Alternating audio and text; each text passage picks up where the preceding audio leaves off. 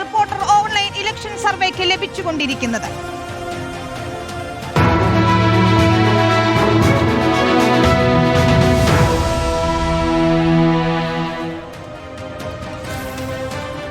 Reporter online election survey ആരംഭിച്ചത് 4 ദിവസം മാത്രം പിന്നിടുമ്പോൾ 25,18,000 പേരാണ് സർവേ പേജ് സന്ദർശിച്ചത്. 8.32 ലക്ഷം പേർ വോട്ട് ചെയ്തു. ഇത് ഇന്ന് 3:30 രേഖപ്പെടുത്തിയ കണക്കാണ് കേട്ടോ. ഓരോ മിനിറ്റിലും മാറി മറിഞ്ഞുകൊണ്ടിരിക്കുകയാണ് സർവേയിലെ കണക്കുകൾ. ആ കണക്കുകളിലേക്ക് വരുന്നതിന് മുമ്പ് ഞങ്ങളുടെ റീജിയണൽ ചീഫുമാരും സീനിയർ ന്യൂസ് എഡിറ്റർ ഷഫീഖ് താമരശ്ശേരിയും ചേരുന്നു. Welcome Shafeeq Thamarassery, T V Prasad, B S Ranjith, Leby Sajeendran, R Roshipal. നോക്കൂ, വലിയ ജനപങ്കാളിത്തമാണ് കാണുന്നത്.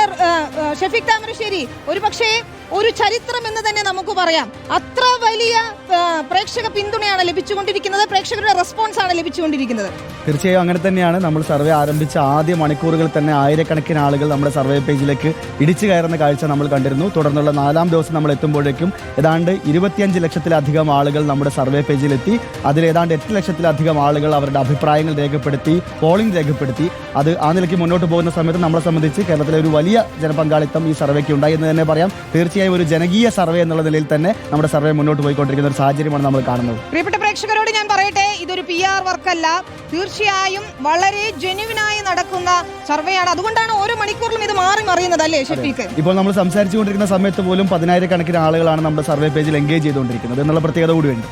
കേരളം ഒരു തെരഞ്ഞെടുപ്പ് ആവേശത്തിലേക്ക് പോയെന്ന് തോന്നി സർവേ കാണുന്ന സമയത്ത്. അതാണ്, മാത്രമല്ല ഇതിൽ എല്ലാ രാഷ്ട്രീയ കക്ഷികളുടെയും വലിയ പങ്കാളിത്തം നമ്മൾ കാണുന്നുണ്ട്. യുവാക്കളുടെ ഒരു വലിയ പങ്കാളിത്തം. നമ്മളിപ്പോ നമ്മുടെ തന്നെ മണ്ഡലങ്ങളിലേക്ക് നോക്കുമ്പോൾ അവിടെയൊക്കെ ചെറുപ്പക്കാർ വാട്സപ്പ് ഗ്രൂപ്പുകളിൽ ഓരോ രാഷ്ട്രീയ പാർട്ടികളെ, ഇന്ന രാഷ്ട്രീയ പാർട്ടി എന്നില്ല, എല്ലാ രാഷ്ട്രീയ പാർട്ടിക്കാരും അവരവരുടെ ഗ്രൂപ്പുകളിൽ ഇത് ഷെയർ ചെയ്തുകൊണ്ട് ഇതിൽ പങ്കെടുക്കണം എന്ന് ആവശ്യപ്പെടുന്നുണ്ട്. അപ്പോൾ വലിയൊരു പങ്കാളിത്തം ചെറുപ്പക്കാരുടെ ഭാഗത്ത് ഇതിനകത്ത് ഉണ്ടായി എന്നുള്ളതാണ്. ഇതിനു മുൻപ് കാണുന്ന രീതിയിലുള്ളതല്ല, ന്യൂ ജെൻ പിള്ളേർക്ക് ജെൻസി സർവേയാണ് യഥാർത്ഥത്തിൽ. തിരുവനന്തപുരത്തൊരു പ്രത്യേകത, സാധാരണ സർവേകൾ നമ്മൾ ഒരുപാട് കേട്ടിട്ടുണ്ട്, ഒരു സിമ്മിൽ നിന്ന് ഒരൊറ്റ തവണ, അല്ലേ ഷഫീഖ്?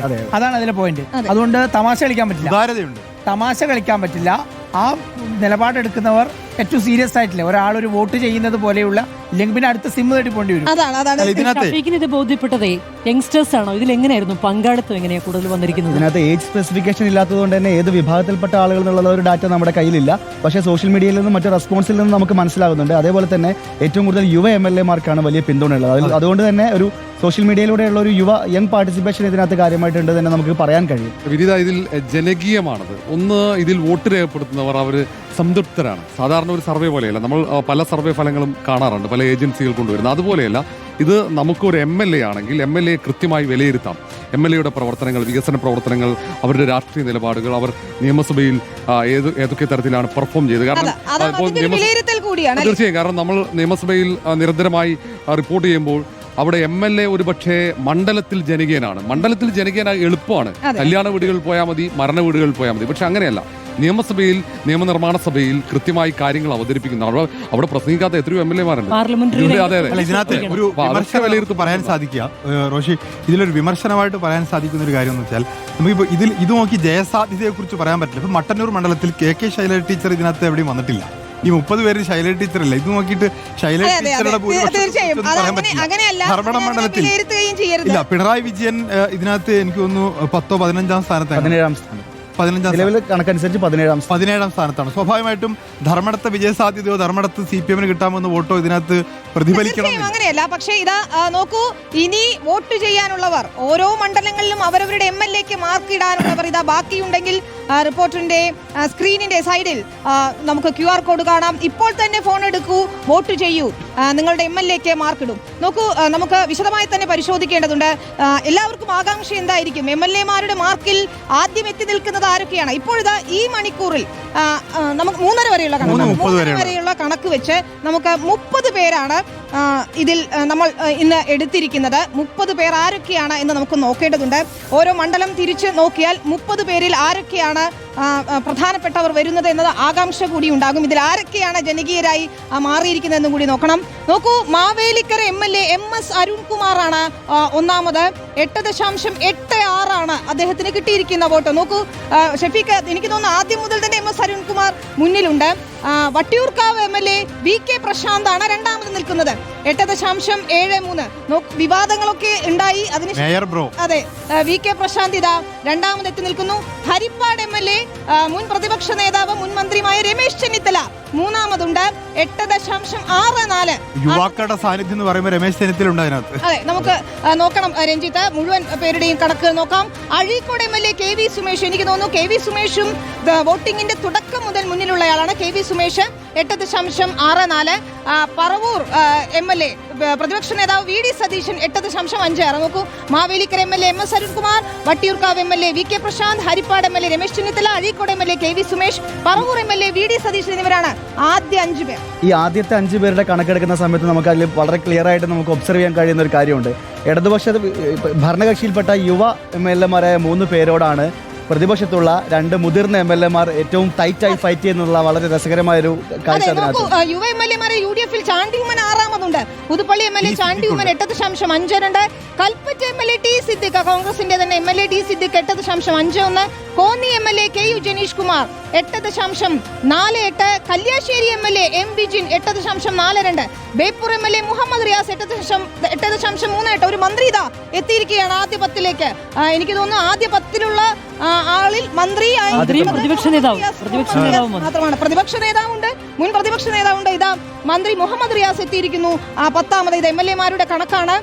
Chandy Oommen, T Siddique, Janeesh Kumar, M Vijin, Muhammad Riyas. ഇതിൽ ആദ്യ 10 പേരുടെ കണക്ക് നമ്മൾ നോക്കിക്കഴിഞ്ഞു. ഇനി നമുക്ക് അടുത്ത 10ലേക്ക് പോകേണ്ടതുണ്ട്.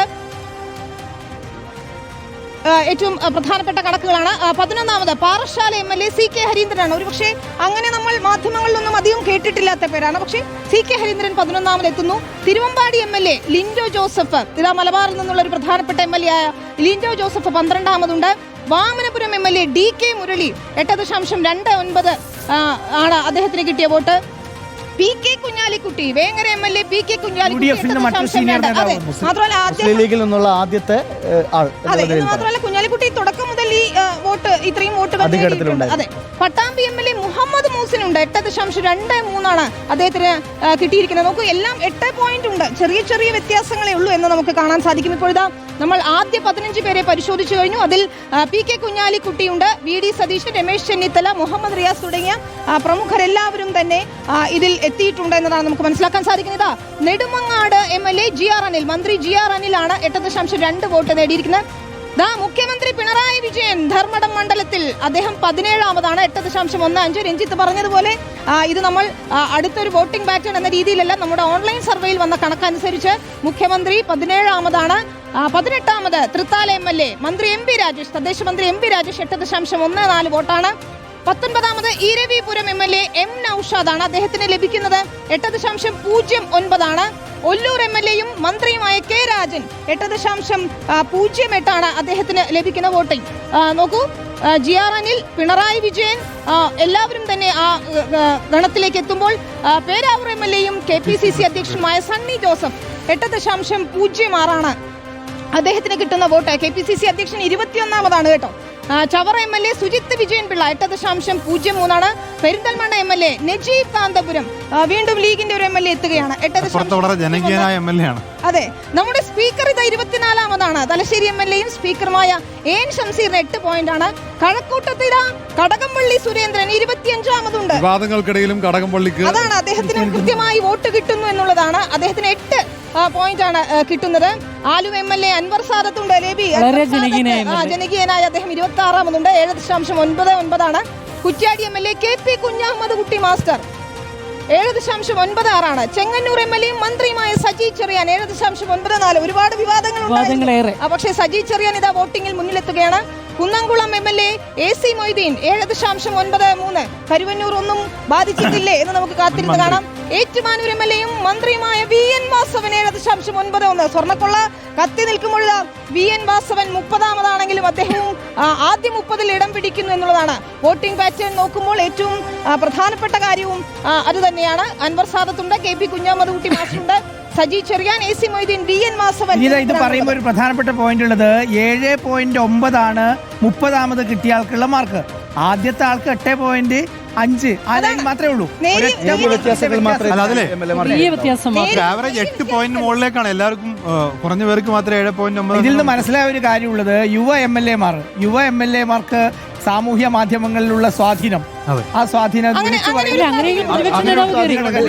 പങ്കാളിത്തമാണ്. അതോടൊപ്പം നമ്മൾ കാണുന്ന ഒരു പ്രത്യേകത ഏറ്റവും മണ്ഡലത്തിൽ ഏറ്റവും കൂടുതൽ സവിശേഷമായി പ്രവർത്തിക്കുന്ന MLA-മാരാണ്. ഇപ്പൊ നമ്മൾ ഈ സർവേ സ്റ്റാർട്ട് ചെയ്തത് ആദ്യഘട്ടം മുതൽ ഏറ്റവും മുന്നിലുണ്ടായിരുന്നത് KV സുമേഷ് ആയിരുന്നു. പിന്നീട് വരുന്നത് VK പ്രശാന്ത് ആണ്. അതിനുശേഷം ഇപ്പോ MS അരുൺകുമാർ. ഇപ്പൊ ഇങ്ങനെ ഈ പാറ്റേൺ രാഷ്ട്രീയ പാർട്ടികൾക്കൊരു വളരെ പ്രധാനപ്പെട്ട ഒരു സൂചന കൂടി അറിയിപ്പാണ്. കാരണം ചില ആളുകളൊക്കെ മണ്ഡലം മാറ്റണമോ? ഇപ്പൊ MS അരുൺകുമാറിനെ ഇനിയിപ്പോ മാവേലിക്കരുന്ന് മാറ്റാൻ പറ്റുമെന്ന് അറിയില്ല CPM. അത് മാത്രമല്ല, ഇപ്പൊ നമ്മൾ CK ഹരീന്ദ്രന്റെ കാര്യം നേരത്തെ പറഞ്ഞു. അദ്ദേഹം മണ്ഡലത്തിൽ മാത്രം കേന്ദ്രീകരിക്കുന്ന സംസ്ഥാന രാഷ്ട്രീയത്തിനകത്ത് അങ്ങനെ ഒരു സാന്നിധ്യമായി മാറാത്ത ഒരാളാണ്.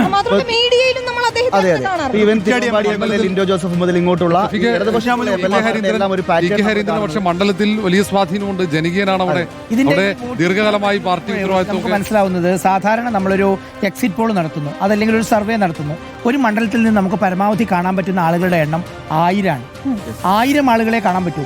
ഇപ്പോൾ ഏതാണ്ട് 8.5 ലക്ഷം ആളുകൾ വോട്ട് ചെയ്തു കഴിഞ്ഞു. അതായത് 140 മണ്ഡലങ്ങളാണ് ആകെ ഉള്ളത്. അങ്ങനെ വരുമ്പോൾ ഏതാണ്ട് വലിയ രീതിയിലുള്ള ഒരു വോട്ടിംഗ് പാറ്റേൺ നടക്കും. നമുക്ക് തിരുവനന്തപുരം റീജിയൻ ഒന്ന് വിശദമായി നോക്കാം. അതിൽ മാവേലിക്കര MLA MS അരുൺകുമാർ ഉണ്ട്, വട്ടിയൂർക്കാവ് MLA VK പ്രശാന്ത് ഉണ്ട്, കോന്നി KU ജനീഷ് കുമാർ ഉണ്ട്, പാറശാലയിൽ നമ്മൾ പറഞ്ഞ CK Harindran, വാമനപുരത്ത് DK Murali, Nedumangad GR Anil, ഇരുവിപുരത്തെ M Naushad, Chavara Sujith Vijayan Pillai, കഴക്കൂട്ടത്തെ Kadakampally Surendran, Chengannur Saji Cherian. അപ്പോൾ മന്ത്രിമാർ സജി ചെറിയാൻ ഇടം പിടിച്ചിട്ടുണ്ട്, GR അനിൽ ഇടം പിടിച്ചിട്ടുണ്ട്. വിവാദങ്ങൾക്കിടയിലും തുടർഭരണം ഉണ്ടാകുമെന്ന പ്രതീക്ഷകൾ കൂടി വേണമെങ്കിൽ അങ്ങനെ കരുതാം, അല്ലേ? ഉറപ്പായും ഇത് വിവാദങ്ങളൊന്നും ഈ വോട്ടിങ്ങിനെ ബാധിക്കുന്നില്ല എന്നുള്ളത് വേണം ഒരുപക്ഷെ. അതായത് സമീപകാലത്ത് ഏറ്റവും വലിയ വിവാദം ഉണ്ടാക്കിയ മന്ത്രിമാരിൽ ഒരാളാണ് സജി ചെറിയാൻ. നിരവധിയായ പ്രസ്താവനകൾ മുന്നണിയെയും പാർട്ടിയെയും ഒക്കെ പ്രതിസന്ധിയിലാക്കിയിട്ടുണ്ട്. എന്നിട്ട് ഇതാ മുന്നിൽ തിരുത്തുണ്ട് പ്രസാദേ. ഇതിനകത്ത് ആർക്ക് വോട്ട് ചെയ്യണമെന്നുള്ളതല്ല, ജനകീയനായി ഇതുവരെ നിന്നതാരാന്നുള്ളൊരു അതോടൊപ്പം തന്നെ കടകംപള്ളി സുരേന്ദ്രനെ നിലവിൽ ശബരിമല സ്വർണ്ണക്കൊള്ള കേസിൽ അന്നത്തെ ദേവസ്വം മന്ത്രി എന്ന നിലയിൽ ഒരു തവണ പ്രത്യേക അന്വേഷണ സംഘം ചോദ്യം ചെയ്തതാണ്. ഇനിയും ചോദ്യം ചെയ്യും എന്ന വാർത്തകളൊക്കെ നിലനിൽക്കുമ്പോഴും കടകംപള്ളി സുരേന്ദ്രന് അനുകൂലമായി ധാരാളം പേർ ഇതിൽ വോട്ട് ചെയ്തു എന്നുള്ളത് തന്നെയാണ് പ്രധാനപ്പെട്ട പോയിന്റ്. സീറ്റ് കിട്ടുമോ എന്ന് സംശയമുണ്ട്. അവര് സംശയമുണ്ട്. ഇതിപ്പോ ഇവർ മത്സരിക്കണമെന്നില്ലല്ലോ.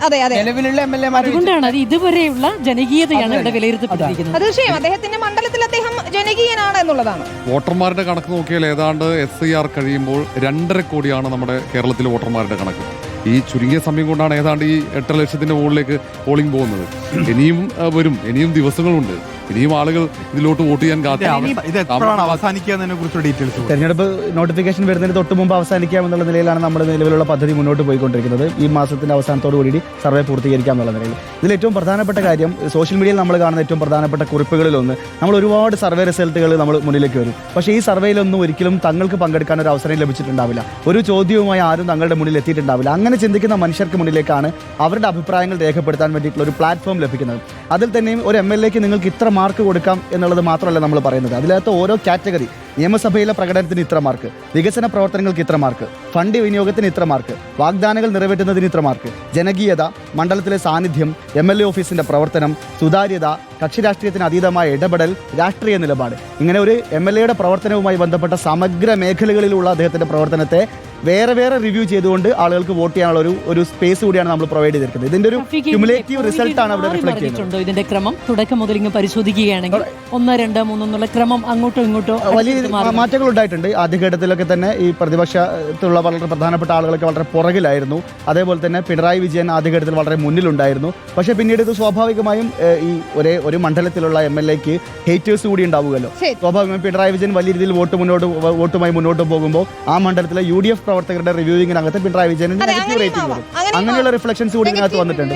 ഇനിയിപ്പോ ഇത് ബാക്കിയുള്ള 110 MLA-മാർക്ക് വലിയ ക്ഷീണാണ് ഈ റിസൾട്ട്. തീർച്ചയായും പങ്കാളിത്തം ഉറപ്പാക്കാൻ സമയമുണ്ട്. QR കോഡ് ഇതാ നമ്മുടെ സ്ക്രീനിൽ കാണാം. ഇപ്പോൾ തന്നെ ഫോൺ എടുത്തോളൂ, വോട്ട് ചെയ്തു. നമുക്കിനി മധ്യ കേരളത്തിലേക്ക് പോകാം. ലബി, അവിടെ ഹരിപ്പാട് രമേശ് ചെന്നിത്തല, പറവൂർ VD സതീശൻ, പുതുപ്പള്ളി ചാണ്ടി ഉമ്മൻ, ഒല്ലൂരിൽ K രാജൻ, ആലുവയിൽ അൻവർ സാദത്ത്, കുന്നംകുളത്ത് AC മൊയ്തീൻ, ഏറ്റുമാനൂരിൽ VN വാസവൻ ഒക്കെയുണ്ട്. ഇതാ UDF ഭരണം പിടിക്കുകയാണെങ്കിൽ മുഖ്യമന്ത്രി ആരാകും എന്നൊക്കെയുള്ള ചർച്ചകളുണ്ട്. രമേശ് ചെന്നിത്തലയും VD സതീശനും ഒരുപോലെ ജനകീയരായി നിൽക്കുകയാണ്. വിനീത, എനിക്കിത് നോക്കുമ്പോൾ മനസ്സിലാക്കുന്നത് ഇതിലെല്ലാവരും മധ്യ കേരളത്തിലെ ഇപ്പോൾ ജനകീയ MLA-മാരുടെ കണക്ക് പട്ടിക നോക്കുമ്പോൾ ഇവരെല്ലാവരും വളരെ ജനകീയർ തന്നെയാണ്. ട്വിറ്ററിൽ മണ്ഡലം നന്നായി ശ്രദ്ധിക്കുന്നവരാണ്. ഇപ്പോൾ രമേശ് ചെന്നിത്തലയുടെ കാര്യമാണെങ്കിൽ 82-ൽ ആദ്യമായും ജയിച്ച മന്ത്രിയായാളാണ് ഹരിപ്പാട് നിന്ന്. ഇപ്പോഴും അതേ ഭാവമാണ് മണ്ഡലത്തിൽ. ഇപ്പോഴും അത് തന്നെയാണ് പ്രതിപക്ഷ നേതാവിൻ്റെ കാര്യം. ഒപ്പം തന്നെ ഇപ്പം അൻവർ സാദത്തിൻ്റെ കാര്യം ഇവിടെ പറയുകയായിരുന്നു. അൻവർ സാദത്ത് ജില്ലാ പഞ്ചായത്ത് അംഗമായി തുടങ്ങിയ ആളാണ്. ഇപ്പോഴും അന്ന് ജില്ലാ പഞ്ചായത്ത് അംഗമായിരുന്ന അതേ ഭാവമാണ് ഇപ്പോൾ ഇത്രയും 2011 മുതൽ ഇങ്ങോട്ട് മത്സരിച്ച് ഇവിടം വരെ എത്തുമ്പോഴും. അത്തരത്തിൽ മധ്യകേരളത്തിലെ ഈ MLA-മാരുടെ അപ്പം VN വാസവനാണെങ്കിൽ ഇപ്പോൾ പ്രത്യേകിച്ച് നമ്മൾ പറയേണ്ടത് ഇവിടെ ഏറ്റുമാനൂരിലേക്ക് മണ്ഡലം മാറി എത്തിയപ്പോഴും അദ്ദേഹം ഇപ്പോൾ പ്രത്യേകിച്ച് LDF-ന്റെ NSS-ഉമായും SNDP-യുമായും ഒക്കെയുള്ള ആ ലൈസൻ വർക്കിന്റെ ഒരു മുഖം കൂടിയാണല്ലോ. ചാണ്ടി ഉമ്മന്റെ കാര്യം ഉമ്മൻചാണ്ടിയുടെ ഒരു ലെഗസിയിലായിരുന്നു തുടക്കത്തിലെങ്കിൽ എനിക്ക് തോന്നുന്നു ആ കോട്ടയത്ത് ബിന്ദു കെട്ടിടം ഇടിഞ്ഞ് കോട്ടയം മെഡിക്കൽ കോളേജിൽ മരിച്ച ആ സമയത്തൊക്കെയാണ് ചാണ്ടി ഉമ്മന്റെ ഗ്രാഫ് പെട്ടെന്ന് ഉയർന്നത്. ജനകീയ വിഷയങ്ങളിൽ ചാണ്ടി ഇടപെടുന്നു, പെട്ടെന്ന് അതിൽ ഒരു പരിഹാരം ഉണ്ടാക്കാനായി മുന്നോട്ട് വരുന്നു. അങ്ങനെ ചാണ്ടിയുടെ ഇടപെടൽ ഉണ്ടായിട്ടുണ്ട്. അതുപോലെ K രാജന്റെ കാര്യമൊക്കെ പറയുകയാണെങ്കിൽ വളരെ ജനകീയം തന്നെയാണ് അദ്ദേഹം. സാധാരണ കമ്മ്യൂണിസ്റ്റ് മന്ത്രി MLA-മാരിൽ നിന്ന് വ്യത്യസ്തനായി അദ്ദേഹം വളരെ അദ്ദേഹം ഇങ്ങനെ അന്നാണ് തോന്നുന്നത്. അദ്ദേഹം വളരെ ജനങ്ങളുമായിട്ട് നേരിട്ട് സംവദിക്കുന്ന ആളാണ്. തീർച്ചയായും ഇതൊക്കെയാണ് പ്രത്യേകത. എല്ലാവരും ഫാക്ടേഴ്സ്. ഒല്ലൂർ മണ്ഡലത്തിന് 2011 മുതൽ പ്രത്യേകതയുണ്ട്. ഒല്ലൂരിൽ ആരാണോ ജയിച്ചത് അവരാണ്. AC മൊയ്തീന്റെ കാര്യം ഈ കോൺട്രവേഴ്സി ഒക്കെ വന്നിട്ട് അത് ഏറ്റിട്ടില്ല. അപ്പോൾ നമ്മുടെ ലേബി പറഞ്ഞനുസരിച്ചാണെങ്കിൽ ഈ പറഞ്ഞ MLA-മാരെല്ലാം ജനകീയരാണ്. അപ്പോൾ നമ്മുടെ സർവേയിൽ അത് കൃത്യമാണ് എന്ന് മനസ്സിലാക്കി നമുക്ക് മലബാറിലേക്ക് പോകാം. രഞ്ജിത്ത്, അഴീക്കോട് MLA KV സുമേഷ് തുടക്കം മുതൽ അദ്ദേഹം അവിടെ സ്ഥാനം ഉറപ്പിച്ചിട്ടുണ്ട്. കല്യാശ്ശേരി MLA M വിജിനുണ്ട്, വീണ്ടും ഒരു യുവ MLA. ഇതാ മന്ത്രി മുഹമ്മദ് റിയാസ്, ആദ്യ 10-ൽ ഇടം പിടിച്ചിട്ടുള്ള ഏക മന്ത്രി മുഹമ്മദ് റിയാസ് ആണ്.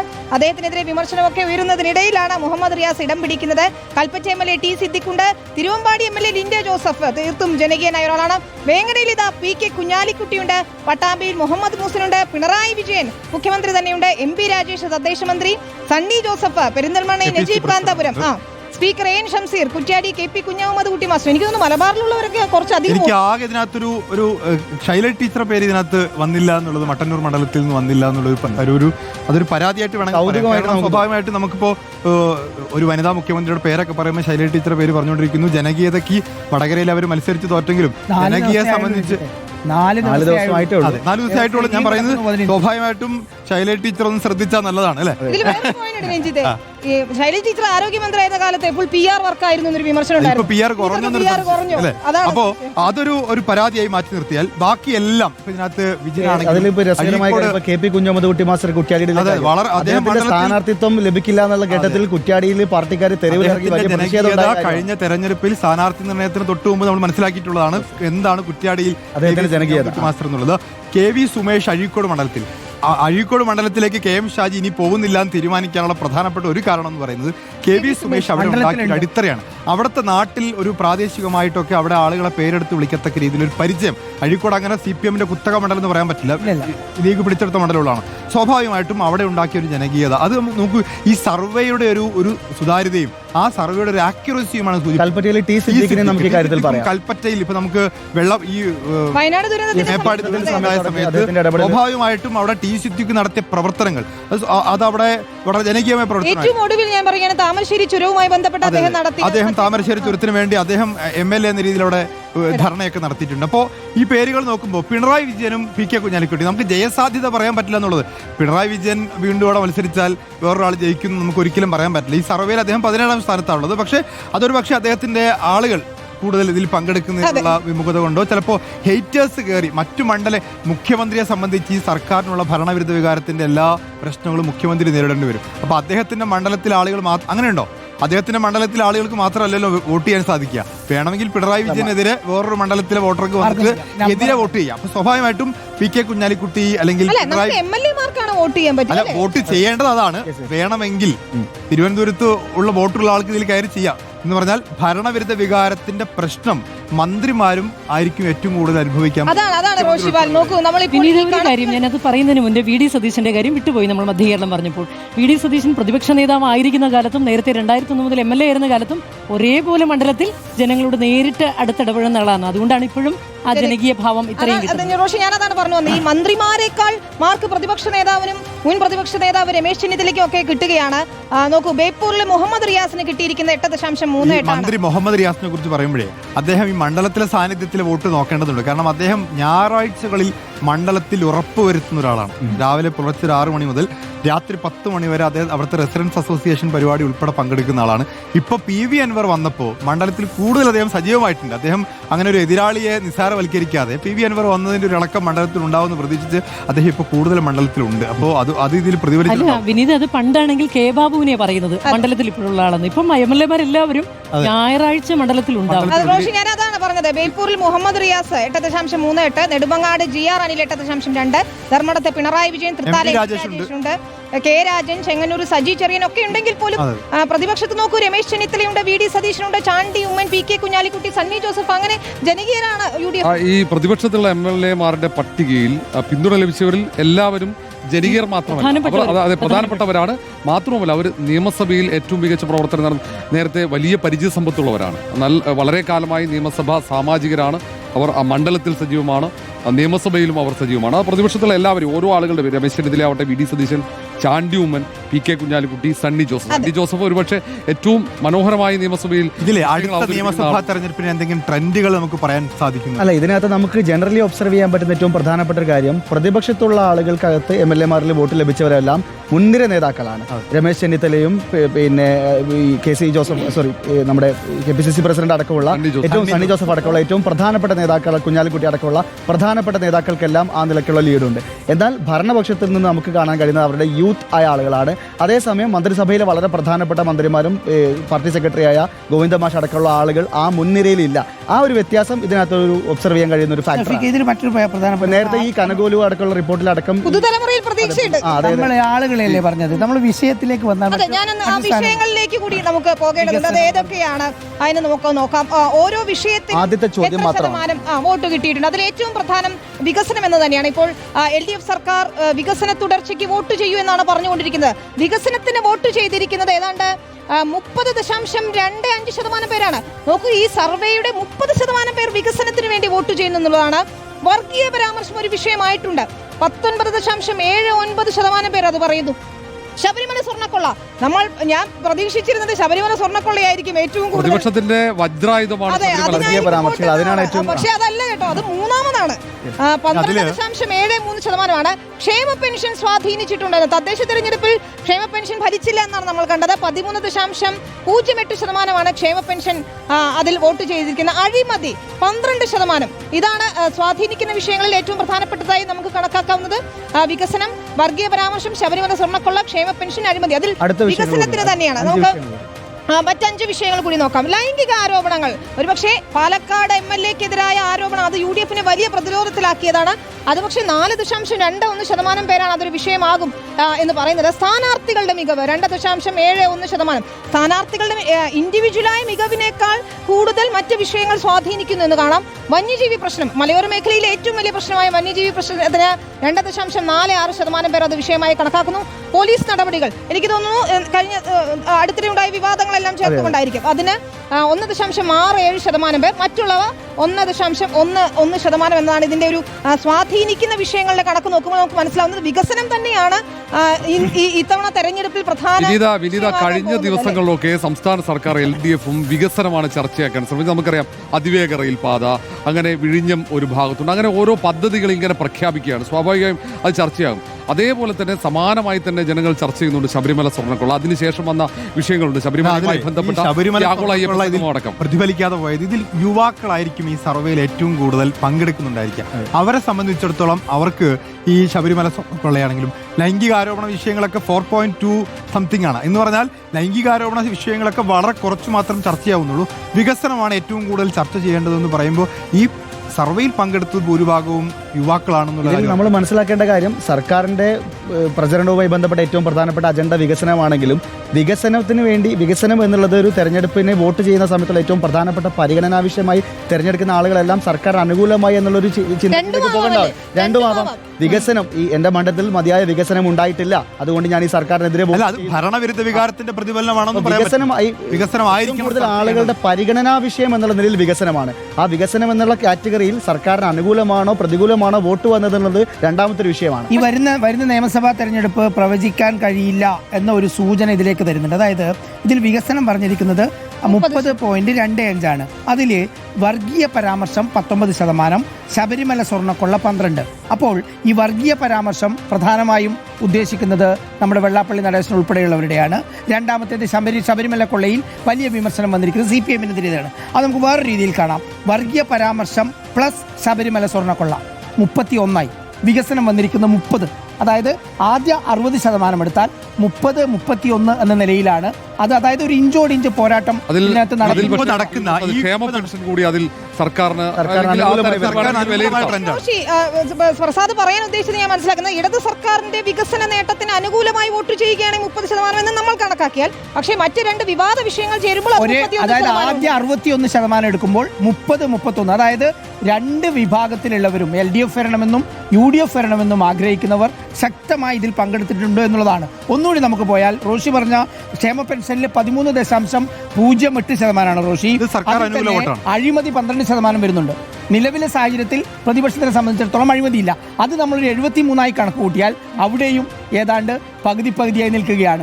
ഉദാഹരണത്തിന് ഷഫീഖെ, കൃത്യമായ ആളുകൾ വരുന്നുണ്ട് ഇതിലേക്ക്, അല്ലേ? അത് മാത്രമല്ല ഒരു ഇഞ്ചോടിഞ്ച് ഫൈറ്റ് നമ്മുടെ കേരള രാഷ്ട്രീയത്തിൽ ചർച്ച ചെയ്യുന്ന വർഗീയ വിഷയങ്ങൾ, മതം തിരിച്ചുള്ള വിഷയങ്ങൾ, അതിൽ ഇവിടുത്തെ യുവാക്കൾക്ക്, ഇതിൽ സർവേയിൽ പങ്കെടുത്ത ആളുകൾക്ക് വലിയ അമർശമുണ്ട് എന്നുള്ളതാണ്. ഇപ്പൊ വികസനത്തിന് സ്വാഭാവികമായിട്ടും വോട്ട് ചെയ്യുമ്പോൾ തന്നെ വർഗീയ പരാമർശങ്ങളോടുള്ള വിയോജിപ്പ് അവർ ഏകദേശം 19%, 20% രേഖപ്പെടുത്തുന്നു എന്ന് പറഞ്ഞാൽ കേരള രാഷ്ട്രീയത്തിൽ അസ്വസ്ഥരാണ് ചെറുപ്പക്കാരെന്നുള്ളതാണ്. നമ്മുടെ ജെൻസി വോട്ടുകൾ എങ്ങോട്ട് എന്നുള്ള പ്രധാനപ്പെട്ട ചോദ്യം ഉണ്ട് അവിടെ. അത് ലേബി, ഇതില് നമ്മൾ തദ്ദേശ തെരഞ്ഞെടുപ്പിന്റെ സമയത്ത് ഈ ക്ഷേമ പെൻഷൻ ഒക്കെ വലിയ വിഷയമാകും, അത് അനുകൂലമാകും എന്നാണ് കരുതിയത്. ഈ തദ്ദേശ ഇലക്ഷന് ശേഷം ഈ ഭരണവിരുദ്ധ വികാരം അത് പക്ഷേ സംസ്ഥാന സർക്കാരിനെതിരെയല്ല, പ്രാദേശികമായ ഭരണവിരുദ്ധ വികാരമാണെന്നാണ് CPM വിലയിരുത്തലായി വന്നത്. പറയാൻ സാധിക്കില്ല. കാര്യം വെച്ചാൽ തദ്ദേശ തെരഞ്ഞെടുപ്പിന്റെ ഫലം സാധാരണഗതിയിൽ നമ്മൾ പറയും ലോക്കൽ ബോഡി ഇലക്ഷന്റെ ഫലം വരുമ്പോൾ അതാത് പ്രാദേശിക തലത്തിൽ മാത്രമാണെന്ന്. ഇത്തവണ കണ്ടത് അങ്ങനെയല്ല. റോഷി, എന്താണ് അതില് കനകോലുവിന്റെ ഒരു റിപ്പോർട്ട്, അത് വയനാട്ടിലെ ക്യാമ്പിൽ അവതരിപ്പിച്ചാണ്, വളരെ പ്രധാനപ്പെട്ടാണ്. അതിനെതിരെ പ്രതിപക്ഷ നേതാവും ബെന്നി ബെഹനാൻ അടക്കമുള്ളവർ വലിയ വിമർശനം വരുത്തി. അതിൽ പറയുന്നത് ഈ തദ്ദേശ തെരഞ്ഞെടുപ്പിൽ സർക്കാരിനെതിരെയുള്ള ഒരു വികാരം അത് പ്രതിഫലിച്ചിട്ടില്ല എന്നാണ്. പ്രത്യേകിച്ച് MLA-മാർക്ക് അനുകൂലമായി, നിലവിലെ LDF MLA-മാർക്ക് അനുകൂലമായി ഒരു വികാരം നിലനിൽക്കുന്നുണ്ട്. ഇത് കനകോലുവിന്റെ റിപ്പോർട്ടിലാണ്. പക്ഷേ മുഖ്യമന്ത്രിക്കെതിരെ ഒരു വികാരമുണ്ട്. നേരെ മറിച്ച് MLA-മാർക്ക് അനുകൂലമായി ഒരു ജനപിന്തുണ സംസ്ഥാനത്തുണ്ട്, അത് LDF MLA-മാർക്ക്. അങ്ങനെ ഒരു വിലയിരുത്തലുണ്ട്. അത് മറികടക്കാൻ വേണ്ടിയാണ് കനകോലു നിർദ്ദേശിച്ചത് ഈ സർക്കാരിന്റെ വീഴ്ചകൾ ജനങ്ങളിലേക്ക് എത്തിക്കുക. അതിന്റെ പണി തുടങ്ങി UDF. അതിന്റെ ഭാഗമായിട്ടാണ് യാത്ര ഒരു ഭാഗത്ത് നടക്കുന്നത്, ഗൃഹസന്ദർശനം നടക്കുന്നത്. അതിനൊക്കെ പ്രതിഫലിക്കും ഈ സർവേയിൽ. വരും ദിവസങ്ങളിൽ അത് പ്രതിഫലിക്കും. ഈ സർവേയിൽ പ്രധാനപ്പെട്ട ഒരു പ്രശ്നമുണ്ട്. പ്രധാനപ്പെട്ട പ്രശ്നം ആവേശമുള്ള BJP-ക്കാർ പുറത്ത്. അല്ല, അവർക്ക് വേണമെങ്കിൽ ഈ MLA-മാർക്കെതിരെ, ഇപ്പൊ മുഖ്യമന്ത്രിക്കെതിരെ വോട്ട് ചെയ്യാം, ഭരണവിരുദ്ധ വികാരം പ്രതിഫലിപ്പിക്കാം. BJP-ക്കാരെ എങ്ങനെയാ പ്രതിനിധാനം മന്ത്രിയാവണം എന്നുള്ളൊരു ചോദ്യം നമ്മുടെ ഈ സർവേയിൽ ഉൾപ്പെടുത്തിയിട്ടുണ്ട്. അത്തരം ചോദ്യങ്ങളും നെഞ്ചെടുപ്പ് ഉണ്ടാക്കുന്ന ഒരു കാര്യമുണ്ട്. കാരണം UDF-നെ സംബന്ധിച്ചിടത്തോളം അവർക്ക് പിടിച്ചെടുക്കേണ്ട മണ്ഡലങ്ങളാണ് കൂടുതൽ. ഇപ്പൊ തിരുവനന്തപുരത്താണെങ്കിലും കോഴിക്കോടാണെങ്കിലും കൊല്ലം ജില്ലയിലൊക്കെ ആണെങ്കിലും അവർ പ്രതീക്ഷ വെക്കുന്ന മണ്ഡലങ്ങളുണ്ട്. ആ മണ്ഡലങ്ങളിലെ MLA-മാരുടെ ജനകീയത വർദ്ധിച്ചാൽ, ഇതിൽ വോട്ടിംഗ് പാറ്റേണിൽ അവരുടെ ജനകീയത വലിയ തോതിൽ വർദ്ധിച്ചാൽ അവർക്ക് പിടിച്ചെടുക്കാനുള്ള കോൺഫിഡൻസ് കുറയും. പ്രത്യേകിച്ച് ഇപ്പോൾ കോഴിക്കോട്ട്, ഞാൻ മലബാറിൽ നോക്കുമ്പോൾ കോഴിക്കോട്ട് 13 സീറ്റുകളുണ്ട്. ആ 13 സീറ്റിൽ 2 കൊടുവള്ളിയിലും അതുപോലെ തന്നെ വടകരയും മാത്രമേ UDF-ന്റെ കൈവശമുള്ളൂ. അവർ പിടിച്ചെടുക്കാൻ ആഗ്രഹിക്കുന്നതാണ് തിരുവമ്പാടി, കോഴിക്കോട് സൗത്ത്, നോർത്ത്, പേരാമ്പ്ര, നാദാപുരം കുറ്റ്യാടി, ഈ മണ്ഡലങ്ങളൊക്കെ ഇപ്പൊ ഇവിടെയൊക്കെ കുറ്റ്യാടിയിൽ കുഞ്ഞാമുട്ടി മാസ്റ്ററുടെ ജനകീയത എത്ര വർദ്ധിച്ചു നിൽക്കുമ്പോൾ പാറക്കൽ അബ്ദുള്ള ഒന്ന് ഭയക്കണം എന്നുള്ളത് നമുക്ക് വളരെ പറയാൻ പറ്റും. പക്ഷേ ഈ MLA-മാരുടെ പ്രവർത്തനവുമായി ബന്ധപ്പെട്ട് UDF-നെ സംബന്ധിച്ചൊരു ഒരു ചാലഞ്ച് മുന്നിലുണ്ടെങ്കിൽ തന്നെയും അവരുടെ രാഷ്ട്രീയ പ്രചരണങ്ങൾ ഒരു ഭാഗത്ത് വിജയിക്കുന്നുണ്ട്. പ്രത്യേകിച്ചും ശബരിമല സ്വർണ്ണക്കൊള്ള വലിയ രീതിയിൽ കേരളം ചർച്ച ചെയ്തുകൊണ്ടിരിക്കുന്ന വിഷയമാണ്. ആ വിഷയത്തിനകത്ത് 12% ആളുകൾ ആ വിഷയം മുന്നിൽ കണ്ടുകൊണ്ട് വോട്ട് ചെയ്യുന്നുണ്ട്. അത് മാത്രമല്ല, ഒരു പൊളിറ്റിക്കൽ ക്യാമ്പയിൻ എന്ന നിലയിൽ പ്രതിപക്ഷ നേതാവും അദ്ദേഹത്തിൻ്റെ യാത്രയും സമീപകാലത്ത് അദ്ദേഹം നടത്തിയ എല്ലാ പരാമർശങ്ങളും പ്രസംഗങ്ങളിലെല്ലാം ആവർത്തിച്ച് പറഞ്ഞ കാര്യം വർഗീയ പരാമർശങ്ങളുമായി ബന്ധപ്പെട്ടാണ്. പ്രത്യേകിച്ചും UDF-ന്റെ ഇപ്പോഴത്തെ ഒരു വർക്കിംഗ് രസതന്ത്രം പ്രവർത്തിച്ചുകൊണ്ടിരിക്കുന്നത് ആ ഒരു ഏരിയയിൽ നിന്നുകൊണ്ടാണ്. അപ്പോൾ ആ പ്രചരണത്തിന് ഏറ്റവും കൂടുതൽ ആളുകൾ, പ്രത്യേകിച്ചും നമ്മൾ സർക്കാരിനെതിരായ വിഷയങ്ങൾ എന്നുള്ള നിലയിൽ നമ്മൾ ചൂണ്ടിക്കാണിച്ച 19 വിഷയങ്ങൾക്കകത്ത് ഏറ്റവും കൂടുതൽ ആളുകൾ വോട്ട് ചെയ്തിരിക്കുന്നത് വർഗീയ പരാമർശങ്ങളുമായി ബന്ധപ്പെട്ടാണ്. ആ നിലയ്ക്ക് നോക്കുമ്പോൾ UDF-ന്റെ രാഷ്ട്രീയ ക്യാമ്പയിൻ വലിയ രീതിയിലുള്ള ഇമ്പാക്ട് ഉണ്ടാക്കുന്നുണ്ട്. നിലപാടുകൾക്ക് വോട്ട് കിട്ടുന്നുണ്ടെന്നാണ് എനിക്ക് മനസ്സിലാവുന്നത്. 5ാം സ്ഥാനത്ത് വന്നിട്ടുണ്ട്. അത് മാത്രമല്ല, യങ്സ്റ്റേഴ്സിനെ നന്നായിട്ട് സ്വാധീനിച്ചിട്ടുണ്ട്. നമ്മൾക്ക് കാറ്റഗറി തിരിക്കാൻ പറ്റിയില്ല എന്ന് ഷഫീഖ് പറയുമ്പോഴും ഈ വോട്ടിംഗ് പാറ്റേൺ ശ്രദ്ധിച്ചാൽ മനസ്സിലാവും യങ്സ്റ്റേഴ്സിന്റെ വലിയ രീതിയിലുള്ള വികസനം, വർഗീയത, ഇത് രണ്ടും നോക്കിയാൽ തന്നെ മനസ്സിലാക്കാം വർഗീയതയോടുള്ള ഒരു വിയോജിപ്പും വികസനത്തോടുള്ള താല്പര്യവും നമുക്ക് ഇവിടെ കാണാൻ വേണ്ടി സാധിക്കും. സ്വാഭാവികമാണ്. പുതിയ ജനറേഷനാണ്. ഒരിക്കലും വർഗീയതയോട് സമരസപ്പെടാനുള്ള ഒരു സാധ്യതയുമില്ല. വികസനം അവർ ആഗ്രഹിക്കുന്നുണ്ട്. കാരണം അവർ മറ്റ് സംസ്ഥാനങ്ങളുമായി മറ്റ് രാജ്യങ്ങളുമായി താരതമ്യപ്പെടുത്തുകയാണ്. നമ്മുടെ നാട്ടിൽ നിന്ന് വിദേശത്തേക്ക് പഠിക്കാൻ പോവുക, വിദേശ രാജ്യങ്ങൾ അവിടെ തന്നെ താമസിക്കാൻ, ജോലി ചെയ്ത് ജീവിക്കാനുള്ള ആഗ്രഹമാണ് അവർക്ക്. അപ്പോൾ അതുപോലെ കേരളവും മാറണമെന്ന് സ്വാഭാവികമല്ല ആഗ്രഹം. യുവാക്കൾ മാത്രമല്ല നമ്മളെ വോട്ടേഴ്സ് എന്ന് പറയും. നമ്മളെ വീട്ടിലെ സ്ത്രീകളുണ്ട്, അതുപോലെ തന്നെ ഒരുപാട് വോട്ടർമാർ പൊതുജനത്തിൽപ്പെട്ട ആൾക്കാരുണ്ട്. അവരെ സംബന്ധിച്ചിടത്തോളം ശബരിമല സ്വർണ്ണക്കൊള്ളയും വെള്ളാപ്പള്ളി നടേശന്റെ പ്രസ്താവനയും ഒക്കെ വിഷയം തന്നെയാണ്. ഞാൻ ചോദിക്കാൻ വന്ന റോഷി, ലൈംഗിക ആരോപണം രാഹുൽ മാങ്കൂട്ടത്തിൽ MLA പുറത്താക്കി മുഖം രക്ഷിച്ചിട്ടുണ്ട് UDF. അത് ഗുണം ചെയ്യുമെന്നാണോ ഈ സർവേയിലെ റിസൾട്ട് കാണുന്നത്? ലൈംഗിക ആരോപണം, രാഹുൽ മാങ്കൂട്ടത്തിൽ പ്രതിയായ കേസ്, അത് സാധാരണ ഒരു ലൈംഗിക ആരോപണം, ഒരു താരതമ്യം ചെയ്യാൻ പറ്റാത്ത ഒരു കേസായിട്ടാണ് പൊതുവെ കണക്കാക്കപ്പെടുന്നത്. പക്ഷെ അത് ആളുകൾ അതിനേക്കാൾ പ്രാധാന്യമുള്ള വിഷയമായി വികസനവും മറ്റും കാണുന്നു എന്നതാണ് ഏറ്റവും പ്രധാനപ്പെട്ട കാര്യം. പക്ഷെ അതിൽ UDF അതിൽ ഇതുവരെ കേരളത്തിൽ ഒരു രാഷ്ട്രീയ പാർട്ടിയും സ്വീകരിക്കാത്ത നിലപാട് സ്വീകരിച്ചു എന്നത് യാഥാർത്ഥ്യമാണ്. കാരണം അതിൽ കോൺഗ്രസ് നേതൃത്വം തുടക്കത്തിൽ തന്നെ റിപ്പോർട്ടർ TV വാർത്ത പുറത്തുവിട്ടപ്പോൾ കൂടുതൽ ആലോചിച്ചില്ല. അതിൽ വിശദീകരണം പോലും ചോദിക്കാതെ നടപടിയെടുത്തു. അതെ, വിശദീകരണം പോലും ചോദിക്കാതെ അല്ല, ഇപ്പോൾ ഈ ട്രെൻഡ് എന്നുള്ള നിലയിൽ നമ്മൾ നോക്കുകയാണെങ്കിൽ ഇപ്പോൾ 4 ദിവസം കൊണ്ടുള്ള നമ്മളുടെ ഒരു 1/4 കോടിയോളം ആളുകളുടെ പാർട്ടിസിപ്പേഷൻ തന്നെയാണ് നമുക്ക് ഏറ്റവും കൂടുതൽ പ്രതീക്ഷ നൽകുന്നത്. നമ്മൾ മുന്നോട്ട് വെച്ച എല്ലാ ചോദ്യങ്ങൾക്കത് നമ്മൾ എല്ലാ ചോദ്യങ്ങളുടെ ഉത്തരങ്ങളിലേക്ക് നമ്മളിപ്പോൾ കടന്നിട്ടില്ല. നമ്മളിപ്പോൾ പുറത്തുവിടാത്ത ധാരാളം ചോദ്യങ്ങൾ ഇനി ബാക്കിയുണ്ട്. അത്തരം ചോദ്യങ്ങളുടെയൊക്കെ വിവരങ്ങൾ വരും ദിവസങ്ങളിലുള്ള ഷോകളിൽ നമുക്ക് അറിയിക്കും. ഇത് ഉറപ്പായിട്ടും ഇപ്പം 25 ലക്ഷം ആളുകൾ ഇത് സന്ദർശിച്ചു കഴിഞ്ഞു. അതിൽ 8 ലക്ഷം മാത്രമാണ് വോട്ട് ചെയ്തത്. എനിക്ക് തോന്നിയത് കഴിയുമ്പോഴത്തേക്ക് എന്തായാലും ഒരു 10-15 ലക്ഷം ആളെങ്കിലും വോട്ട് ചെയ്യാനുള്ള ഇതിൽ അസന്നിഗ്ധമായി പറയാൻ പറ്റുന്ന ഒരു കാര്യം എന്താ അറിയോ, റിപ്പോർട്ടർ TVയുടെ ജനകീയത കൂടി എന്നുള്ളതാണ്. ഈ MLA-മാരുടെ ജനകീയത. കാരണം ഇത്രയും ആളുകൾ 4 ദിവസത്തിനകം പങ്കെടുക്കുക എന്ന് പറഞ്ഞാൽ റിപ്പോർട്ടർ TV ഒരു സർവേ സംഘടിപ്പിക്കുമ്പോൾ അത് സത്യസന്ധമായിരിക്കും എന്ന് കരുതി ഇതിൽ പങ്കെടുക്കുന്നവരാണ്. ഇതൊരു ഉടായ്പ സർവേ ആണെന്ന് കരുതുന്ന ആൾക്കാർ ഇതിലേക്ക് പങ്കെടുക്കാൻ വേണമെന്നില്ല. UDF LDF വ്യത്യാസമില്ലാതെ എല്ലാവരും ഇതിൽ പങ്കെടുക്കുന്നു എന്നുള്ളത് ഈ സർവേയുടെ ഒരു വിശ്വാസ്യതയാണ്.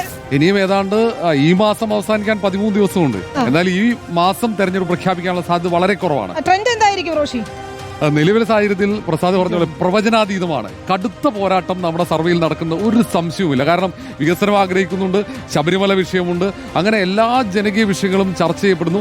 യുവാക്കളായിരിക്കും ഒരുപക്ഷെ ആദ്യഘട്ടത്തിൽ ഈ സർവേയിൽ പങ്കാളികളായത്. ഇനി അടുത്ത ഘട്ടം അങ്ങനെ ആയിരിക്കില്ല. എല്ലാവരും പങ്കാളി. രാഷ്ട്രീയ പാർട്ടികൾക്ക് വോട്ട് ഇറക്കുന്ന പോലെ വേണമെങ്കിൽ ഈ സർവേയിൽ ആളുകളെ പങ്കെടുക്കും. SIR-ന്റെ പ്രവർത്തനം പോലെ സർവേയിൽ പങ്കാളികളാണ്. കുറച്ചുകൂടി എനിക്കൊരു ആക്യുറസി ഉള്ളതുപോലെ തോന്നുകയാണ്. കറക്റ്റായിട്ടും സ്ത്രീകൾ വോട്ട് ചെയ്തിട്ടുണ്ട് എന്നുള്ളതിന്റെ തെളിവാണ് നമ്മൾ ആ കാണുന്ന ആ പെർസെന്റേജ് പോയിരിക്കുന്നത്. ഡിവൈഡ് ചെയ്തിരിക്കുന്നതിന്റെ ക്രമം അനുസരിച്ച് നോക്കിയാൽ സ്ത്രീകളുടെ പങ്കാളിത്തം. ഇനി ബാക്കിയുള്ള 110 MLA-മാരും മാനം രക്ഷിക്കാനുള്ള പോരാട്ടം. അതാണ് തീർച്ചയായും. ഇപ്പോൾ രഞ്ജിത്ത് പറഞ്ഞതുപോലെ എല്ലാവരും വോട്ട് ചേർക്കാനുള്ള നെട്ടോട്ടത്തിലായിരിക്കും ഇനി റിപ്പോർട്ടർ സർവേയിൽ. QR കോഡ് നമുക്ക് കാണാം സ്ക്രീനിൽ. പ്രിയപ്പെട്ട പ്രേക്ഷകർ, വോട്ട് ചെയ്യുക നിങ്ങളുടെ MLA-മാർക്ക്. ഇത് ആദ്യ 30 MLA-മാരെ കുറിച്ചുള്ള, അതായത് ഈ വോട്ടിംഗ് നടന്നുകൊണ്ടിരിക്കുമ്പോൾ ഇന്ന് 3:30 വരെയുള്ള കണക്കാണ് നമ്മളിപ്പോൾ അവതരിപ്പിച്ചത്. വിശദമായി വിശകലനം ചെയ്യാൻ ചേർന്നത് ഷഫീഖ് താമരശ്ശേരിയും TV പ്രസാദും VS രഞ്ജിത്തും റോഷിപാലും ലെബി സജീന്ദ്രനുമാണ്. ഈ സർവേയുടെ അടുത്ത ഘട്ട ഫലങ്ങളുമായി ഞങ്ങൾ വീണ്ടും ചേരും. റിപ്പോർട്ടർ ഓൺലൈൻ ഇലക്ഷൻ സർവേ തുടരുകയാണ്. Thank you all. വീണ്ടും നമുക്ക് കാണാം.